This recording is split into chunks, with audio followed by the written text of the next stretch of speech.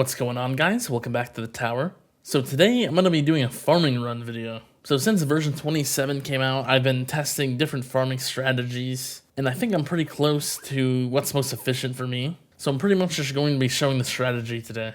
So I'll just quickly go through all the stuff, my workshop and stuff like that. With my attack workshop, I do have my range locked, and I am at 30 meters, so that's without the card. Also am at the minimum bounce range, but I do have Astral Deliverance, so it's a little bit higher. And then these max with free upgrades pretty early. I am using 1.4 shockwave size, and I am using a lower landmine radius, but I do think this is actually bugged right now, so I don't think it matters what you actually have your landmine radius at. And then pretty much everything's maxed here.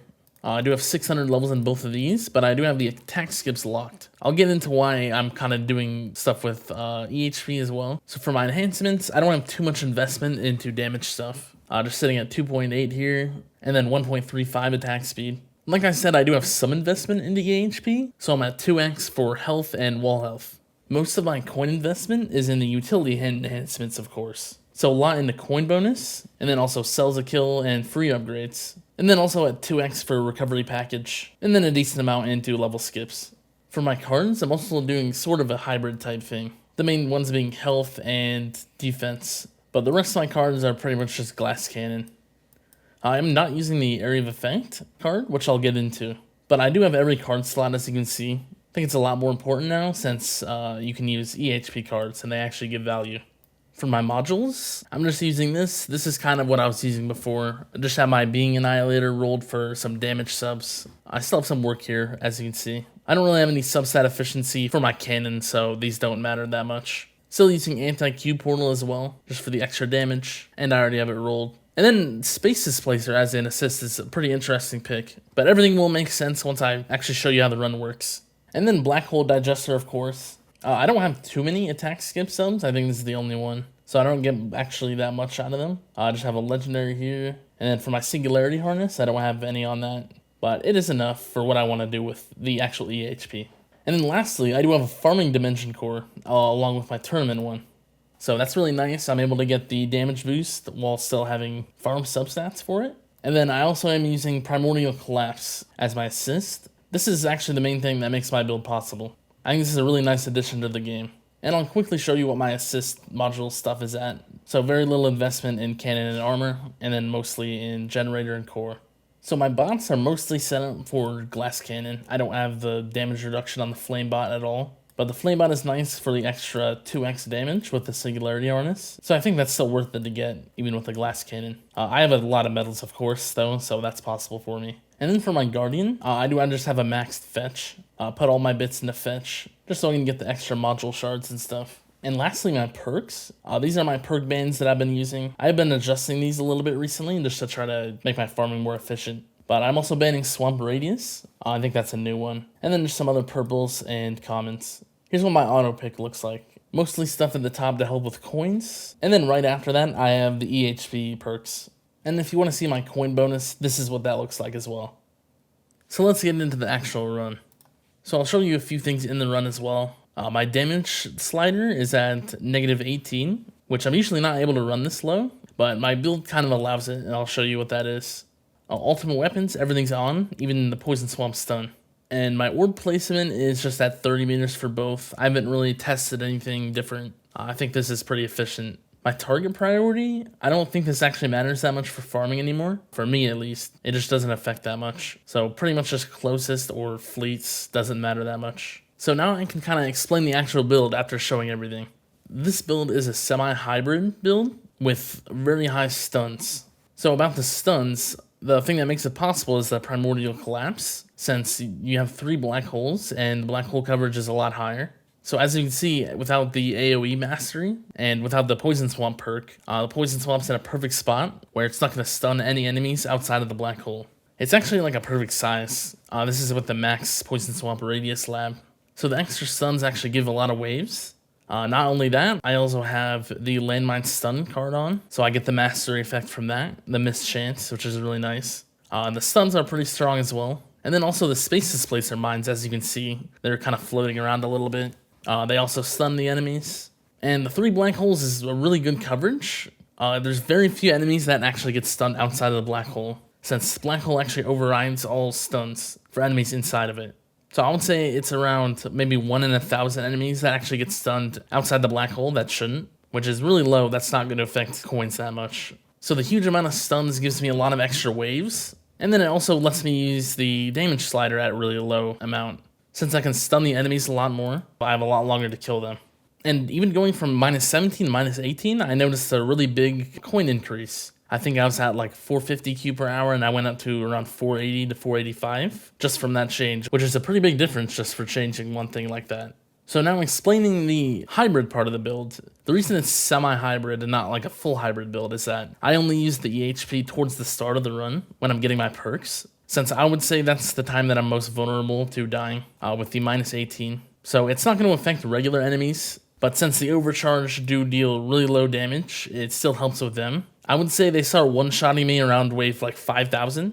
And the reason I actually want them to be able to do that is because I can kill them a lot faster if I get a Deathify. If I do have EHP, like towards the end of my run, they will just take all my shields away pretty much since I can't get the Deathify to kill them fast. And then I have no shields and I'm vulnerable to all the other enemies. So I have found that it's actually a lot better to be Glass Cannon by the end of the run. So I have just enough EHP for the first half, pretty much be a hybrid build. This is enough skips to get me there. Some investment into health and then wall health. I don't think wall health actually matters as much, since my wall breaks a lot of the time.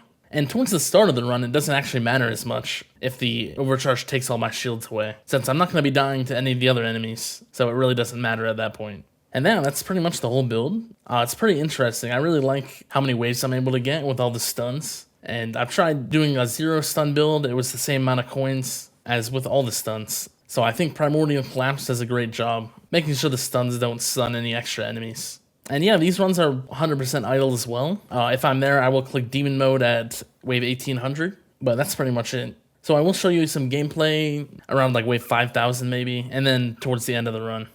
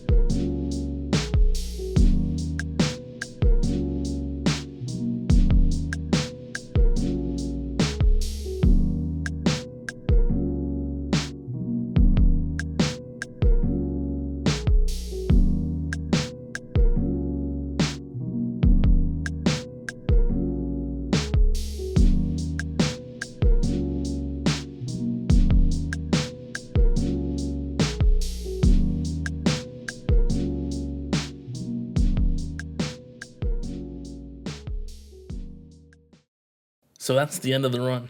This is around average waves, I would say. And these coins are around 515 Q per hour. Tank depth. Dying to a tank is also expected. That usually happens. Or like a fleet. And I'll go through my other stats here. The fetch is actually pretty good with like all my bits into it. It seems like a pretty good amount of module shards. That's mostly what I want it for. And then the daily caps, of course. The modules and gems and metals, but I already got those. So yeah, pretty good. I'll show you my perk order if you want. I think that's it for the actual run. So yeah, that's pretty much it. If you have any other questions about my farming build or anything like that, you can leave them in the comments. And yeah, see ya.